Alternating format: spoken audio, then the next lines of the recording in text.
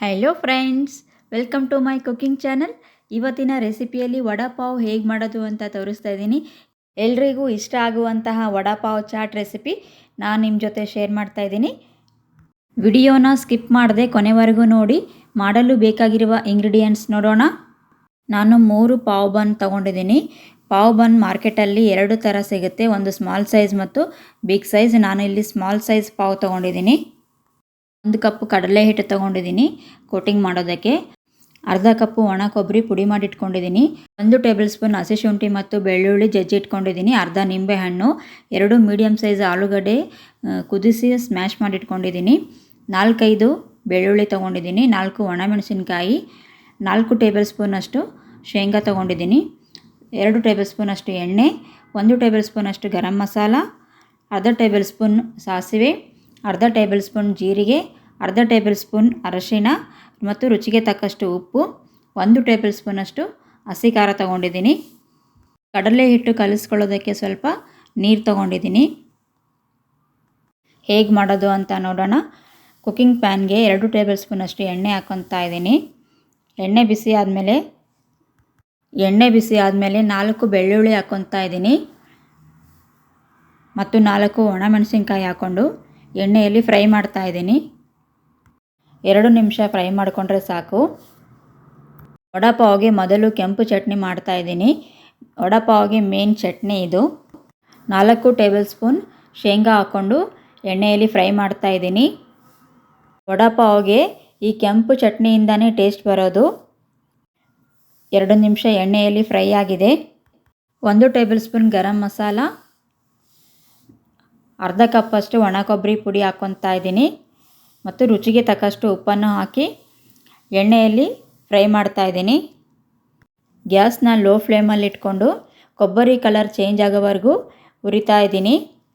ಯಾವುದೇ ಚಟ್ನಿ ಮಿಸ್ ಮಾಡಿದರೂ ಪರವಾಗಿಲ್ಲ, ಈ ಕೆಂಪು ಚಟ್ನಿ ಮಾತ್ರ ಮಿಸ್ ಮಾಡಲೇಬೇಡಿ. ಪಾವ್ ಅಷ್ಟೇ ಮಾರ್ಕೆಟಲ್ಲಿ ತೊಗೊಂಡು ಬಂದು ಮನೆಯಲ್ಲೇ ಈಸಿಯಾಗಿ ವಡಾ ಪಾವ್ ಮಾಡ್ಕೋಬೋದು. ಕೊಬ್ಬರಿ ಚೆನ್ನಾಗಿ ಫ್ರೈ ಆಗಿದೆ, ಕಲರ್ ಕೂಡ ಚೇಂಜ್ ಆಗಿದೆ. ಇದು ತಣ್ಣಗಾಗಲು ಒಂದು ಪ್ಲೇಟಲ್ಲಿ ತೆಗೆದಿಟ್ಕೊತಾ ಇದ್ದೀನಿ. ಕೊಬ್ಬರಿ ಪುಡಿ ತಣ್ಣಗಾದಮೇಲೆ ಮಿಕ್ಸಿ ಜಾರಿಗೆ ಹಾಕ್ಕೊಂಡು ಸ್ಮೆಲ್ ಎಷ್ಟು ಚೆನ್ನಾಗಿ ಬರ್ತಾ ಇದೆ. ಇದನ್ನು ಪುಡಿ ಮಾಡ್ಕೊತಾ ಇದ್ದೀನಿ. ಸಣ್ಣ ಪುಡಿ ಆಗೋವರೆಗೂ ರುಬ್ಕೊಂಡಿದ್ದೀನಿ. ಈ ಥರ ಸಣ್ಣ ಆಗೋವರೆಗೂ ರುಬ್ಕೊಂಡಿದ್ದೀನಿ. ಈಗ ಕೆಂಪು ಚಟ್ನಿ ರೆಡಿಯಾಗಿದೆ. ಕುಕ್ಕಿಂಗ್ ಪ್ಯಾನ್ಗೆ 1 ಟೇಬಲ್ ಸ್ಪೂನ್ ಎಣ್ಣೆ ಹಾಕ್ಕೊತಾ ಇದ್ದೀನಿ. ಎಣ್ಣೆ ಬಿಸಿ ಆದಮೇಲೆ ಅರ್ಧ ಟೇಬಲ್ ಸ್ಪೂನಷ್ಟು ಸಾಸಿವೆ ಹಾಕ್ಕೊತಾ ಇದ್ದೀನಿ. ಸಾಸಿವೆ ಚಟ್ಪಟ ಅಂದಮೇಲೆ 1 ಟೇಬಲ್ ಸ್ಪೂನಷ್ಟು ಜೀರಿಗೆ ಹಾಕ್ಕೊತಾ ಇದ್ದೀನಿ. ಜೀರಿಗೆ ಚಟ್ಪಟ ಅಂದಮೇಲೆ 1 ಟೇಬಲ್ ಸ್ಪೂನಷ್ಟು ಹಸಿ ಶುಂಠಿ ಮತ್ತು ಬೆಳ್ಳುಳ್ಳಿ ಜಜ್ಜಿ ಹಾಕ್ಕೊತಾ ಇದ್ದೀನಿ. 1 ಟೇಬಲ್ ಸ್ಪೂನಷ್ಟು ಚಿಲ್ಲಿ ಪೇಸ್ಟ್ ಅಥವಾ ಹಸಿ ಖಾರ, ಅರ್ಧ ಟೇಬಲ್ ಸ್ಪೂನಷ್ಟು ಅರಶಿಣ ಹಾಕ್ಕೊಂಡು ಚೆನ್ನಾಗಿ ಎಣ್ಣೆಯಲ್ಲಿ ಫ್ರೈ ಮಾಡ್ತಾ ಇದ್ದೀನಿ. 2 ನಿಮಿಷ ಎಣ್ಣೆಯಲ್ಲಿ ಫ್ರೈ ಮಾಡ್ಕೊಂಡಾದಮೇಲೆ 2 ಮೀಡಿಯಮ್ ಸೈಜ್ ಆಲೂಗಡ್ಡೆ ಸ್ಮ್ಯಾಶ್ ಮಾಡಿ ಇಟ್ಕೊಂಡಿರೋದು ಹಾಕ್ಕೊಂಡು ಮಸಾಲ ಜೊತೆ ಮಿಕ್ಸ್ ಮಾಡ್ತಾ ಇದ್ದೀನಿ. ರುಚಿಗೆ ತಕ್ಕಷ್ಟು ಉಪ್ಪನ್ನು ಹಾಕಿ ಚೆನ್ನಾಗಿ ಎಣ್ಣೆಯಲ್ಲಿ ಮಿಕ್ಸ್ ಮಾಡ್ಕೊಳ್ಳಿ.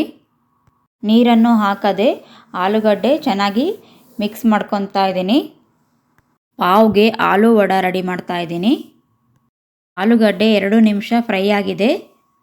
ಇದು ತಣ್ಣಗಾಗೋಷ್ಟರಲ್ಲಿ ಕೋಟಿಂಗ್ ಮಾಡೋದಕ್ಕೆ ಹಿಟ್ಟು ರೆಡಿ ಮಾಡಿಕೊಳ್ಳೋಣ.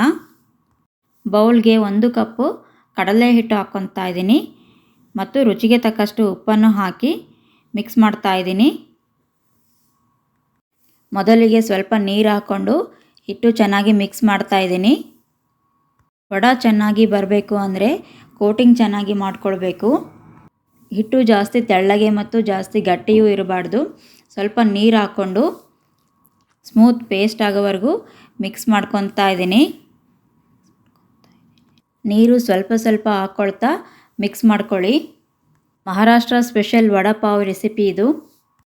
ಮಿಕ್ಸ್ ಮಾಡಿಕೊಂಡು ಹಿಟ್ಟು ಚೆನ್ನಾಗಿ ಸ್ಮೂತಾಗಿದೆ, ನೋಡ್ತಾ ಇದ್ದೀರಲ್ಲ. ಈ ಥರ ಫ್ಲೋವಿಂಗ್ ಕನ್ಸಿಸ್ಟೆನ್ಸಿಯಲ್ಲಿ ಹಿಟ್ಟು ರೆಡಿ ಮಾಡಿದ್ದೀನಿ. ಈ ಫ್ರೈ ಮಾಡ್ಕೊಂಡಿರೋ ಆಲೂಗಡ್ಡೆ ತಣ್ಣಗಾಗಿದೆ. ಇದಕ್ಕೆ 1 ಟೇಬಲ್ ಸ್ಪೂನಷ್ಟು ನಿಂಬೆಹಣ್ಣಿನ ರಸ ಹಾಕ್ಕೊಂಡು ಚಿಕ್ಕ ಚಿಕ್ಕ ಉಂಡೆಗಳನ್ನು ಮಾಡಿ ಇಟ್ಕೊತಾ ಇದ್ದೀನಿ. ನಾನು ತೊಗೊಂಡಿರೋ ಪಾವು ಸಣ್ಣ ಸೈಜ್ ಇರೋದ್ರಿಂದ ಉಂಡೆನೂ ಸಣ್ಣ ಸೈಜಲ್ಲೇ ಮಾಡ್ಕೊತಾ ಇದ್ದೀನಿ. ಈ ಥರ ಉಂಡೆಗಳನ್ನು ಮಾಡ್ಕೊಂಡಿಟ್ಕೊಳ್ಳಿ. ನೀವು ದೊಡ್ಡ ಸೈಜ್ ಪಾವು ತೊಗೊಂಡಿದ್ರೆ ಉಂಡೆನೂ ಸ್ವಲ್ಪ ದೊಡ್ಡ ಸೈಜಲ್ಲೇ ಮಾಡ್ಕೊಳ್ಳಿ. ಈ ರೆಸಿಪಿ ನಿಮಗೆ ಇಷ್ಟ ಆದರೆ ಲೈಕ್ ಮಾಡಿ, ಶೇರ್ ಮಾಡಿ, ಕಮೆಂಟ್ ಮಾಡಿ ತಿಳಿಸಿ ಹೇಗಿದೆ ಅಂತ. ತಿನ್ನೋದಕ್ಕೆ ತುಂಬಾ ಟೇಸ್ಟಿಯಾಗಿರುತ್ತೆ. ನೀವು ಕೂಡ ಮಿಸ್ ಮಾಡದೆ ಟ್ರೈ ಮಾಡಿ. ಈ ಥರ ಉಂಡೆಗಳನ್ನು ಮಾಡಿಕೊಂಡು ರೆಡಿ ಮಾಡಿಟ್ಟಿರೋ ಕಡಲೆ ಹಿಟ್ಟಲ್ಲಿ ಕೋಟಿಂಗ್ ಮಾಡ್ತಾ ಇದ್ದೀನಿ. ಆಲೂಗಡ್ಡೆ ಉಂಡೆಯನ್ನು ಈ ಥರ ಸ್ವಲ್ಪ ಪ್ರೆಸ್ ಮಾಡಿಕೊಂಡು ಹಿಟ್ಟಲ್ಲಿ ಹಾಕಿ ಸ್ಪೂನಿಂದ ಮೇಲ್ಗಡೆ ಹಿಟ್ಟನ್ನು ಹಾಕಿ ಕೋಟಿಂಗ್ ಮಾಡ್ಕೊಳ್ಳಿ. ಈ ಥರ ಸ್ಪೂನಿಂದ ಹಿಟ್ಟನ್ನು ಹಾಕ್ಕೊಳ್ತಾ ಚೆನ್ನಾಗಿ ಕೋಟಿಂಗ್ ಮಾಡ್ಕೊಳ್ಳಿ. ಡೈರೆಕ್ಟ್ ಕೈಯಿಂದನೂ ಕೂಡ ಕೋಟಿಂಗ್ ಮಾಡ್ಕೋಬೋದು. ಕೋಟಿಂಗ್ ಮಾಡ್ಕೊಂಡಾದಮೇಲೆ ಎಣ್ಣೆಗೆ ಹಾಕ್ಕೊತಾ ಇದ್ದೀನಿ. ಎಣ್ಣೆ ಬಿಸಿಯಾಗಲು ಇಟ್ಕೊಂಡಿದ್ದೆ. ಗ್ಯಾಸ್ನ ಮೀಡಿಯಮ್ ಫ್ಲೇಮಲ್ಲಿ ಇಟ್ಕೊಂಡು ಎಣ್ಣೆಗೆ ಹಾಕ್ಕೊತಾ ಇದ್ದೀನಿ. ಇದೇ ಥರ ಎಲ್ಲ ಆಲೂಗಡ್ಡೆ ಉಂಡೆಗಳನ್ನು ಹಿಟ್ಟಲ್ಲಿ ಕೋಟಿಂಗ್ ಮಾಡ್ತಾ ಇದ್ದೀನಿ. ಈಗ ಕೈಯಿಂದ ಡೈರೆಕ್ಟ್ ಮಾಡಿಕೊಂಡು ಹಾಕ್ಕೊತಾ ಇದ್ದೀನಿ. ಕೈಯಿಂದ ಮಾಡ್ಕೊಳ್ಳೋದಕ್ಕೆ ಈಸಿ ಆಗುತ್ತೆ. ಎಣ್ಣೆಗೆ ಹಾಕ್ಕೊತಾ ಇದ್ದೀನಿ. ಇದೇ ಥರ ಎಲ್ಲ ಆಲೂಗಡ್ಡೆ ಉಂಡೆಗಳನ್ನು ಮಾಡಿಕೊಂಡು ಎಣ್ಣೆಯಲ್ಲಿ ಫ್ರೈ ಮಾಡ್ಕೊಳ್ಳಿ. ತಿರುಗಿಸಿ ಹಾಕ್ಕೊಳ್ತಾ ಲೈಟ್ ಗೋಲ್ಡನ್ ಬ್ರೌನ್ ಆಗೋವರೆಗೂ ಫ್ರೈ ಮಾಡಿಕೊಂಡ್ರೆ ಸಾಕು. ಬರ್ತ್ಡೇ ಪಾರ್ಟಿ, ಕಿಟ್ಟಿ ಪಾರ್ಟಿಗೆ ಈ ಥರ ಮಾಡಿಕೊಂಡ್ರೆ ಎಲ್ಲರೂ ತುಂಬಾ ಇಷ್ಟಪಟ್ಟು ತಿಂತಾರೆ. ಫ್ರೈ ಆಗಿ ಕಲರ್ ಕೂಡ ಚೇಂಜ್ ಆಗಿದೆ. ಈ ಥರ ಲೈಟ್ ಗೋಲ್ಡನ್ ಬ್ರೌನ್ ಆಗೋವರೆಗೂ ಫ್ರೈ ಮಾಡ್ಕೊಂಡಿದ್ದೀನಿ.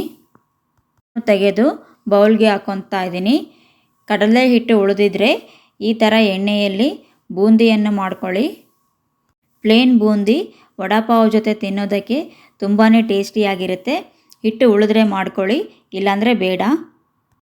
ಗೋಲ್ಡನ್ ಬ್ರೌನ್ ಆಗೋವರೆಗೂ ಎಣ್ಣೆಯಲ್ಲಿ ಫ್ರೈ ಮಾಡ್ಕೊಳ್ಳಿ. ಈ ಥರ ಮಾಡಿಕೊಂಡ್ರೆ ತಿನ್ನೋದಕ್ಕೆ ತುಂಬಾ ಕ್ರಿಸ್ಪಿಯಾಗಿರುತ್ತೆ. ಸ್ವಲ್ಪ ಕಲರ್ ಚೇಂಜ್ ಆಗೋವರೆಗೂ ಫ್ರೈ ಮಾಡ್ಕೊತಾ ಇದ್ದೀನಿ. ನೋಡ್ತಾ ಇದ್ದೀರಲ್ಲ, ಲೈಟ್ ಗೋಲ್ಡನ್ ಬ್ರೌನ್ ಆಗೋವರೆಗೂ ಫ್ರೈ ಆಗಿದೆ. ಪಾವ್ ರೆಡಿ ಮಾಡಿಕೊಳ್ಳೋಣ. ಪಾವ್ ಅರ್ಧ ಕಟ್ ಮಾಡಿಕೊಂಡು ಪುದೀನ ಚಟ್ನಿ ಹಚ್ಕೊತಾ ಇದ್ದೀನಿ, ಅಂದರೆ ಹಸಿರು ಚಟ್ನಿ. ಆಲ್ರೆಡಿ ನನ್ನ ಚಾನಲಲ್ಲಿ ನಾನು ಕೆಂಪು ಚಟ್ನಿ ಮತ್ತು ಹಸಿರು ಚಟ್ನಿ ಶೇರ್ ಮಾಡಿದ್ದೀನಿ. ಪುದೀನ ಚಟ್ನಿ ಸ್ಪ್ರೆಡ್ ಮಾಡ್ಕೊತಾ ಇದ್ದೀನಿ. ಸ್ಪ್ರೆಡ್ ಮಾಡ್ಕೊಂಡಾದಮೇಲೆ ಕೆಂಪು ಚಟ್ನಿ ಹಚ್ಕೊಳ್ತಾ ಇದ್ದೀನಿ. ಪುದೀನ ಚಟ್ನಿ ರೆಸಿಪಿ ಲಿಂಕ್ ಡಿಸ್ಕ್ರಿಪ್ಷನ್ ಬಾಕ್ಸಲ್ಲಿ ಶೇರ್ ಮಾಡಿರ್ತೀನಿ. ಲಿಂಕ್ನ ಕ್ಲಿಕ್ ಮಾಡಿಕೊಂಡು ನೋಡ್ಕೋಬೋದು. ರೆಡಿ ಮಾಡ್ಕೊಂಡಿರೋ ಆಲೂಗಡ್ಡೆ ವಡೆ ಇಟ್ಟು ಮುಚ್ಕೊತಾ ಇದ್ದೀನಿ. ಈಗ ವಡಾಪಾವ್ ರೆಡಿಯಾಗಿದೆ.